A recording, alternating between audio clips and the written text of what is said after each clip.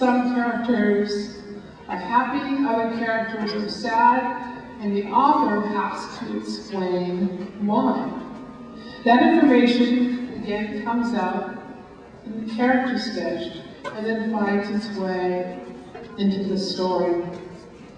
In Justin's notebook, the main character writes, Cece and I wait in the welfare office where the artist peels the paint off the walls.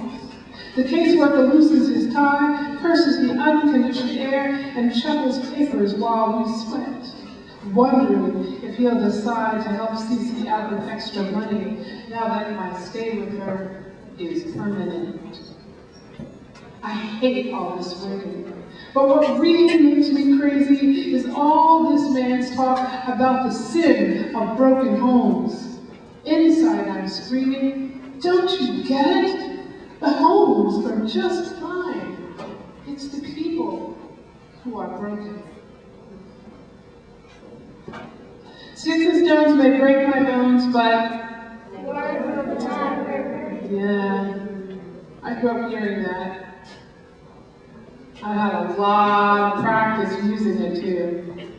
I got teased, it's what you say when somebody's teasing you, and I got teased about having skinny legs. I call them toothpick legs and bird legs.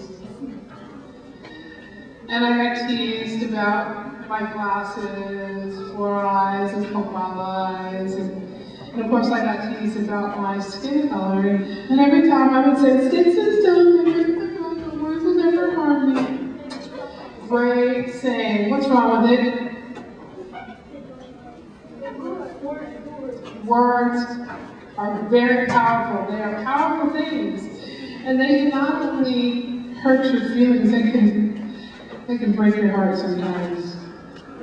There they go again, Lord. My mom and daddy screaming, and I wonder if they're meaning half of what they say.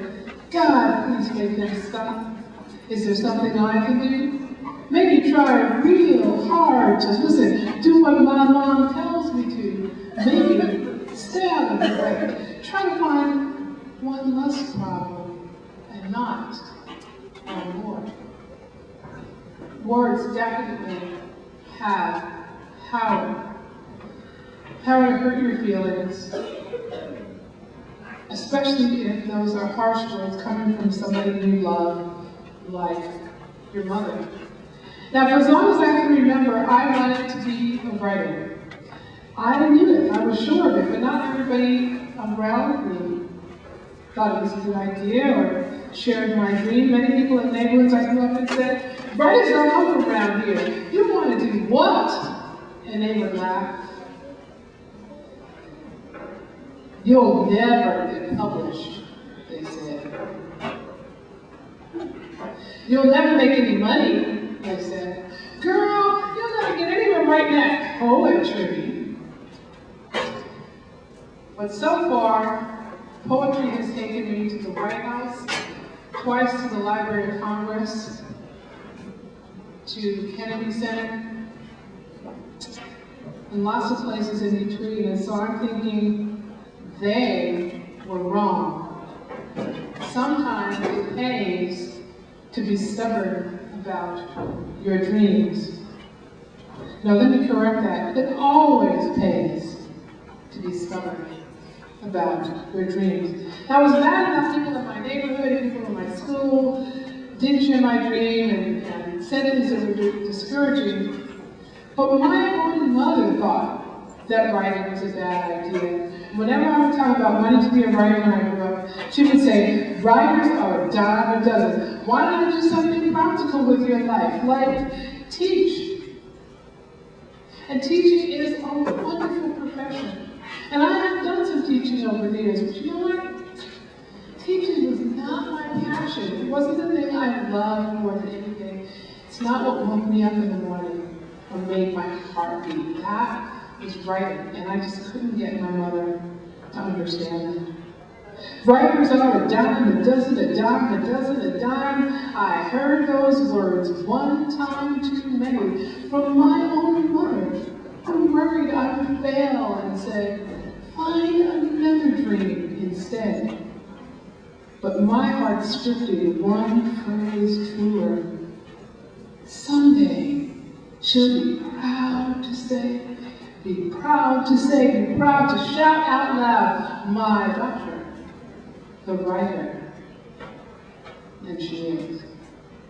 Fortunately for me, there were a few people in my life who did share my dream, and one of them was my sister Carol. Time and time again, she would let me wake her up in the middle of the night, 2 a.m., 3 a.m., I'd wake her up so that I could read her a poem I had written that day, and she never once sent me away. Sis, wake up, I whisper in the middle of the night. Urgently, I shake her till she switches on the light. The spiral notebook in my hand provides her food relief. It tells her there's no danger of a break-in by a thief. Okay, she says, then props herself up vertically in bed. She nods for me to read my work. I cough, then forge ahead. The last verse of my poem leaves her silent as a mouse.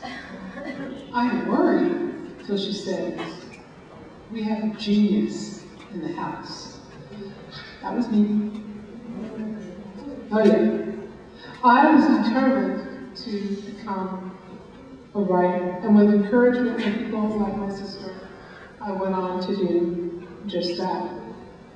Of course, what I didn't realize when I first started is that writing is mostly rewriting. And so I'm wondering, what kind of sound do you make when your teacher asks you to rewrite something?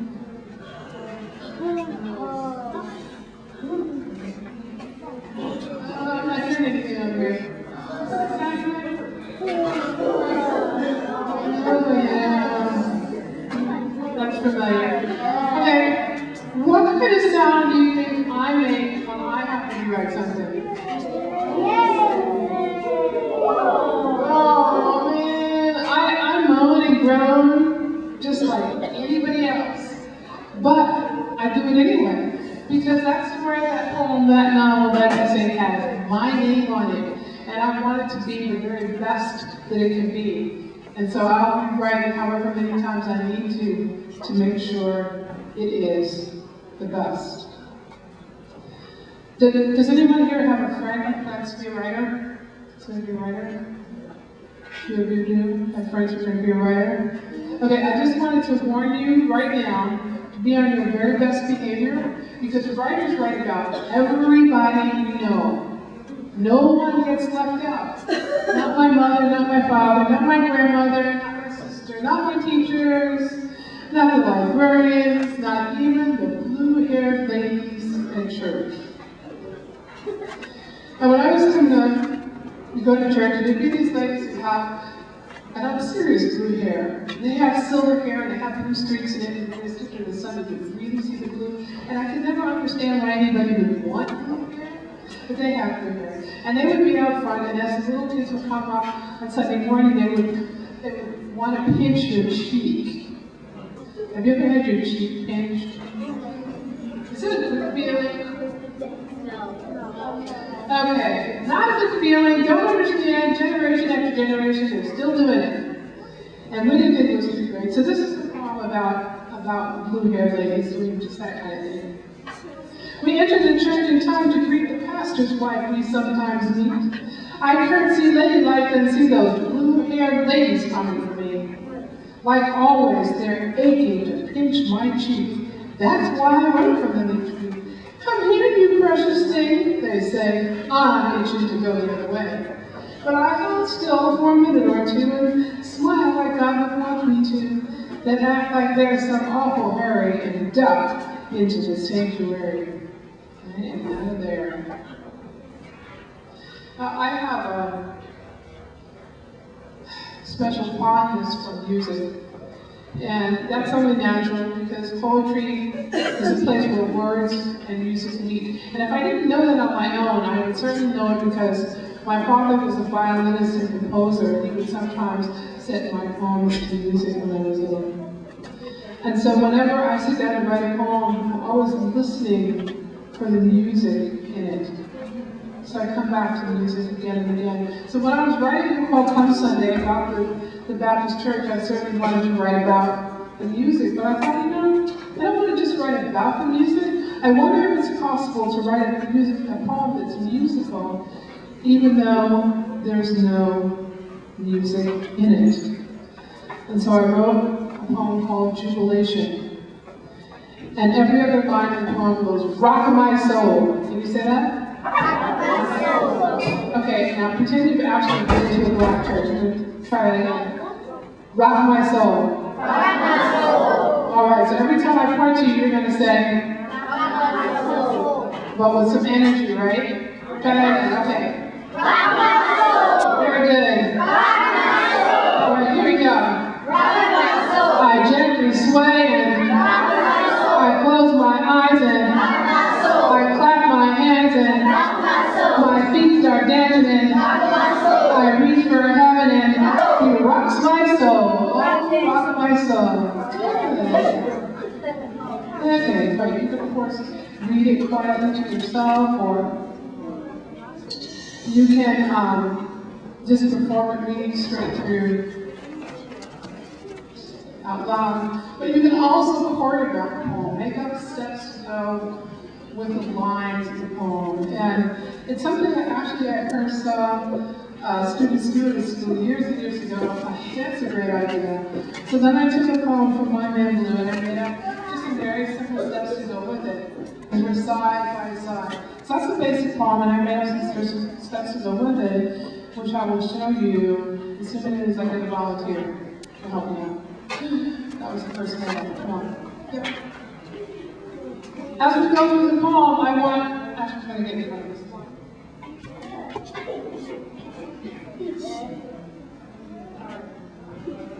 I want you to repeat the words after me, okay? David Blue. David Blue. Just us two. Just us two. Cruising up the avenue. Cruising up the avenue. Strike through drive. Strike through drive. Mark our stride. Mark our stride. She had beat us with. She had beat us with. Side by side. Side by side. David Blue. David Blue. Just us two. Just us two. Cruising up the avenue. Cruising up the avenue. Strike through drive. Strike through drive. Mark our stride. Mark our stride. She had beat us with. She had beat us with.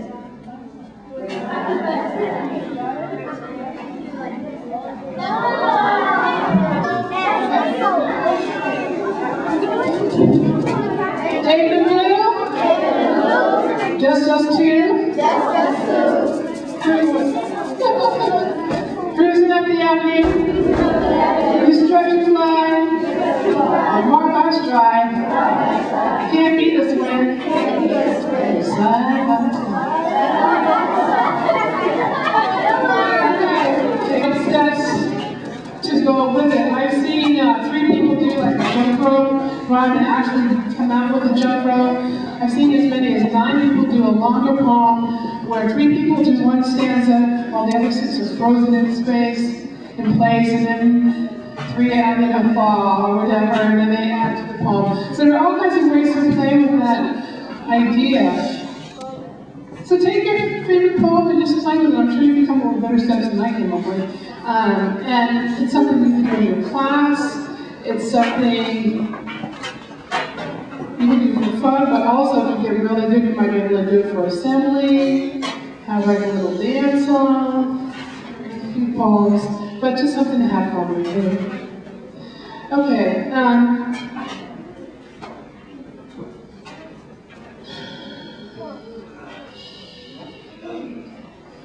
Okay. If you don't remember anything else I said this afternoon, I want you to remember one thing. It pays to be stubborn about your dreams. Now, it's wonderful if the people closest to you share your dreams and encourage you. That's great. That makes you way ahead of the game. But I want you to know that even if they don't share your dream, you can still pursue it successfully. And I know every single person in here has one. there's something that you love to do, something that you connect with, something that just makes your heart beat. Most of you already know what that is. Some of you haven't yet discovered it, but you will. Hold on to that, whatever it is. And as long as you're willing to do the work, you can succeed at it. And that's what I want you to know. You were made to. God put that in your heart for a reason. And so you're supposed to do something with it. Okay, questions? Stand up with your question, please. How do you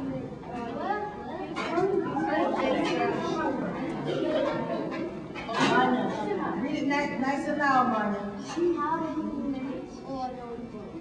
how They publish the art, and then the publisher puts them together. They take the art with the text, and it goes to the printer, and they put it together in the printer, and it goes to the bindery, and they put the binding on all the pages. So it's a long process. All I do is write the stories. Well, that's shouldn't put it that way. I write the stories. That's what I concentrate on. And I have more ideas than I have time to write them. He said, where do you get all these ideas? Ideas are so hard. No, ideas are everywhere. Ideas are, everybody has ideas. The difference between a writer and somebody who isn't a writer is if you write them down. But everybody gets them. Yes? I'm sorry? Do I write my poems about things that happen to me? Some of the poems about things that happen to me, others are completely fictional.